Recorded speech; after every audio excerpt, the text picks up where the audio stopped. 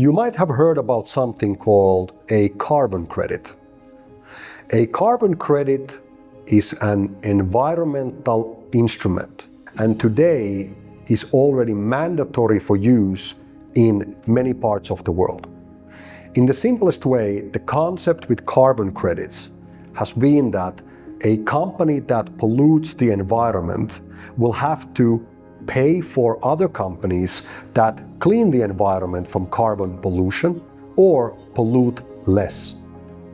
The later part, polluting less and having credits, is a slightly complicated area, but you get the point.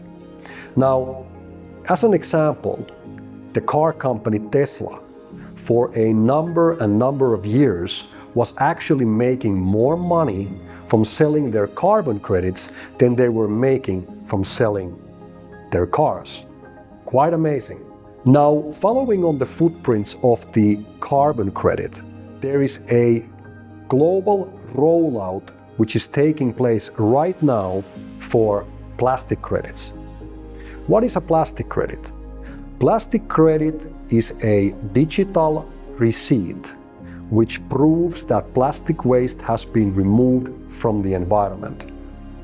In other words, every time when companies go out and they recover plastic garbage from the landfills, from the oceans, from the general environment, this work gets documented, and based on that physical cleaning and recycling work, the company that has done this extremely important work is now entitled to issue plastic credits. Plastic credits are then used by companies who either voluntarily or by obligated with new regulations that are being implemented globally are becoming responsible to take care and to remove from the environment the same amount of plastic waste which they create annually.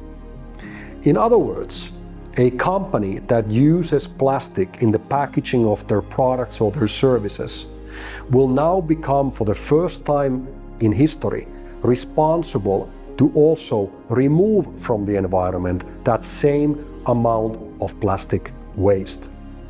How is this done? Well, this is where the plastic credits come into play. In other words, a company that pollutes, if they don't want to go and collect the plastic themselves, which of course is the case for most of the consumer brands that we all use every day, they will have to work together with companies like Corsair that are out there collecting the plastic and then recycling it. The vehicle between the one who pollutes and the one who cleans is the plastic credit. Basically, by doing this, the plastic credits now create a brand new economy which is based on cleaning our planet from this plastic waste.